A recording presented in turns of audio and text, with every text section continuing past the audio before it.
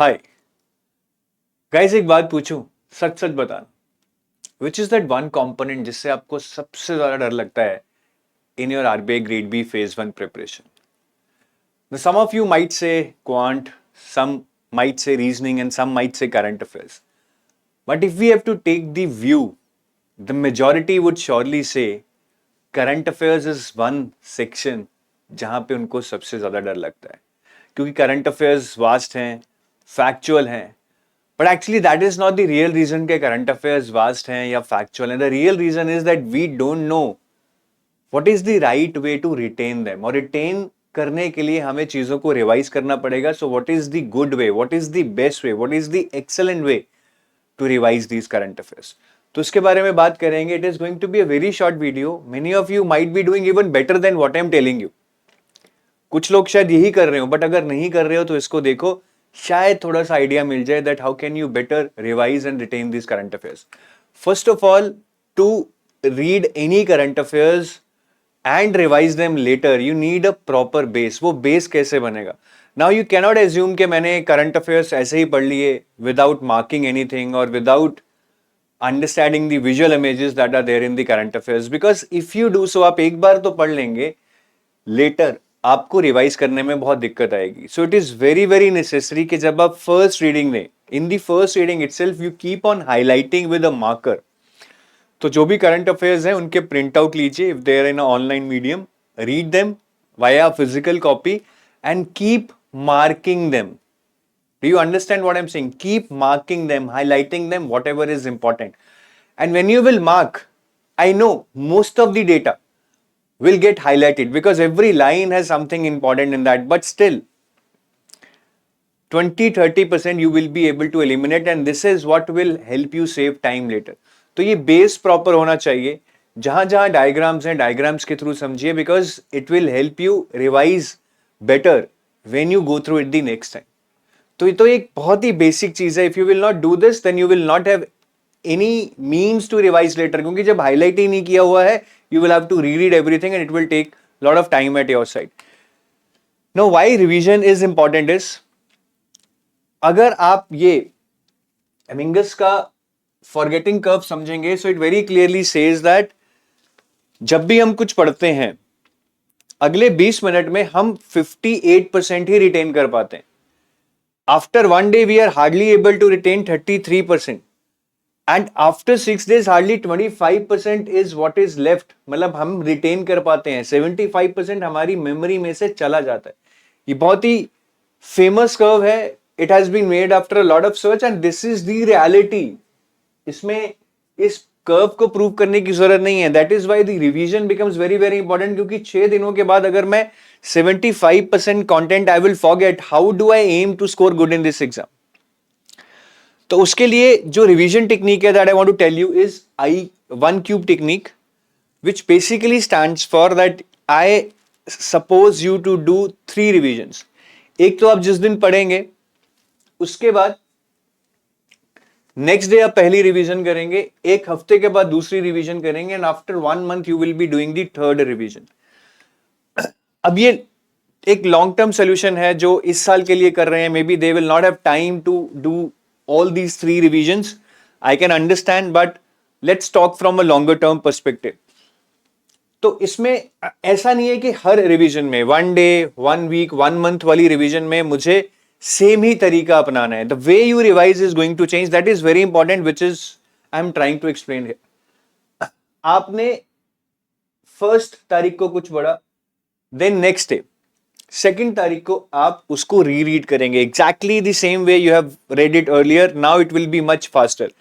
I expect कि अगर कल आपने कोई चीज 3 घंटे लगा के पढ़ी है, आज वही सेम चीज, because you would have remembered it the next day, आप 45 मिनट्स में पूरा रीरीड कर सकते हैं जल्दी जल्दी, because you would have highlighted some points also. Then after 1 week I am not saying कि आप उसको रिवाइज करो दोबारा सारा, because then it becomes really time consuming. आप पिछला रिवाइज करने में ही उलझे रहेंगे, नया कैसे करेंगे? So here I just want you to do MCQs. MCQs as a very good source of revision. इससे आपके concepts, facts सब recall होते हैं. And the good thing is that if you are not able to answer any MCQ and if you had read that content earlier, आपको वो चुभेगा, कि यार ये तो मैंने पढ़ा था, ये मैं क्यों नहीं कर पा रहा हूं. You will go back, relearn it and then you will remember it till your exam. That is for sure. गलती करके सीखते हैं तो उसके भूलते नहीं है. तो ये आप कीजिए. ये मैंने यूज फोल्डेड पेपर लिखा है कि अगर मतलब आपने यहां पर पढ़ते हुए कुछ फोल्डेड पेपर पे ऐसे क्वेश्चन और इधर आंसर लिख लिए, then you can fold it and you can revise it here. के क्वेश्चन पढ़ा, फिर आंसर देखा, क्वेश्चन पढ़ा, आंसर लिखा. This is more of a traditional technique. इसके लिए आपको इस रिवीजन में नोट्स बनाने पड़ेंगे और इस रिवीजन में आप उसको रिवाइज करोगे, but this is very time consuming. But MCQs तो आप करते ही हैं. Do plan to give those MCQs, to do those MCQs 1 week after you have read your current affairs. ये बहुत ज्यादा हेल्प करेगा. And the last one is that is after 1 month. Again I am not assuming कि आप पूरा पढ़ोगे, पूरा पढ़ नहीं पाओगे, बिकॉज वो बहुत हेक्टिक हो जाता है एक चीज को बार बार पढ़ना. So here I just want you to do a recall. Recall कैसे करना है? सेम पीडीएफ खोलना है, उसमें न्यूज की हेडिंग को पढ़ना है, then just close your eyes and think about कि आपने उस न्यूज में क्या क्या मेन पॉइंट पढ़े थे, क्या क्या आपको याद है. और you can just scribble it down on a rough paper. Scribble, not right, just scribble it down कि मेरे माइंड में इस न्यूज को पढ़कर क्या क्या फैक्ट्स और फिगर्स आ रहे हैं. जो भी आप उस टाइम रिकॉल कर पाएंगे, that is something which is gone into your permanent memory. तो आप उस रिकॉल के बाद उन चीजों को लेकर रिलैक्स हो जाइए जो आप नहीं रिकॉल कर पाए हैं.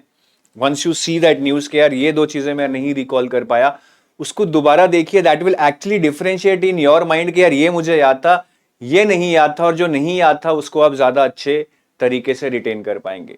सो this is the whole revision technique. लेकिन इट टेक्स टाइम. अभी आपके पास टाइम नहीं होगा. I don't know how would you manage, but ये एमसीक्यूज आप जरूर कीजिए 1 हफ्ते के बाद, और रिकॉल जहां जहां पॉसिबल है वहां वहां रिकॉल करते रहिए. The objective is not just to revise. The objective is that when you revise, it actually makes things go into your permanent memory, which fetches you marks in your exam. तो short term मत सोचो, long term सोच के चलो. I also want to highlight this 60-40 rule. Revision कहना बहुत आसान है, 3 बार रिवाइज कर लो, ऐसे रिवाइज कर लो, but the fact remains the same कि content इतना ज्यादा है, उसको रिवाइज कहाँ करें, मतलब क्या करें क्या ना करें, that becomes the problem. So here I want to tell you a very simple solution. देखिए एग्जाम में कुछ एक्सपेक्टेड आता है, कुछ बिल्कुल ही नॉन एक्सपेक्टेड आ जाता है, कुछ हमें लगता है कि शायद आ सकता है, शायद नहीं आ सकता. लेकिन आप कोई भी मैगजीन उठाइए, इंस्टीट्यूट्स, सारे kind of news they will try to cover, because अब कुछ बच्चे सारा पढ़ना चाहते हैं, कुछ बच्चे कम पढ़ना चाहते हैं. So that becomes a comprehensive magazine which even covers something which is not that expected in your exam. तो आप ये प्रीवियस ईयर पेपर्स को एक फिल्टरेशन, पेपर को देख के एक फिल्टरेशन रूल लगाइए. आई एम श्योर कि आपके जो भी सोर्सेज हैं उनमें 40% न्यूज उतनी इंपॉर्टेंट नहीं है, या तो न्यूज की न्यूज ही इंपॉर्टेंट नहीं है. Suppose you are reading 10 schemes, out of that 2 schemes are something which are less important. Just leave those 2 schemes, just leave those 2 schemes. आपका काम बहुत कम हो जाएगा उससे.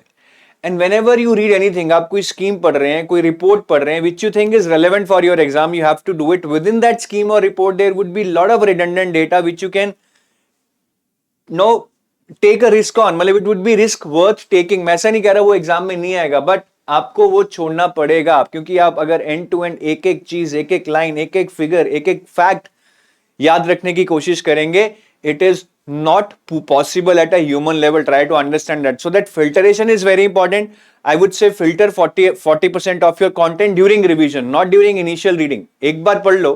Revisions में जैसे first revision में नहीं पढ़ा, लेकिन MCQs में रिवाइज हो गया, रिकॉल में भी नहीं पढ़ा, थोड़ा बहुत उसको 40% को कर लो, but do not focus much on the revision of that 40%. Rather focus on the revision of this 60%. इससे आपका काम थोड़ा आसान हो जाएगा and you would be doing the most important. At the same time जो नॉन इंपॉर्टेंट है आप उसको बिल्कुल नहीं छोड़ रहे हो.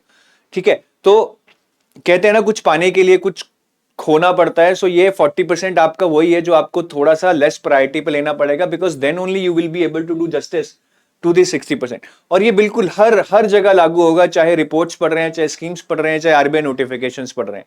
यही आपका ब्रह्मास्त्र है. If you try to do everything you will be lost कि क्या करना है क्या नहीं करना है. तो I hope this is giving you a good idea as in how to approach with your revision. और ये हमारा क्रैश कोर्स है. If you are somebody who has been doing self preparation लेकिन लगता है कि अभी लास्ट मिनट एक पुश चाहिए. This crash course started on 31st July. Classes हो चुकी हैं 7-8 दिन, but still the classes are going on. You will also get the recorded version of the live classes. Daily 3 slot है live classes के. So here it's a good opportunity कि यार एक schedule है, शेड्यूल के हिसाब से पढ़ाया जा रहा है. So if you are the one who need mentorship, hand holding, then this is a good bet for you.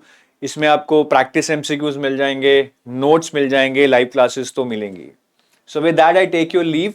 ठीक है, और ये हम डिस्काउंट भी ऑफर कर रहे हैं इस पे, RBI 61 for 61% off. Anyways you can just call us on our number और see on the website. Discounts keep on changing. So I take your leave. Thank you. Have a nice day. Bye bye.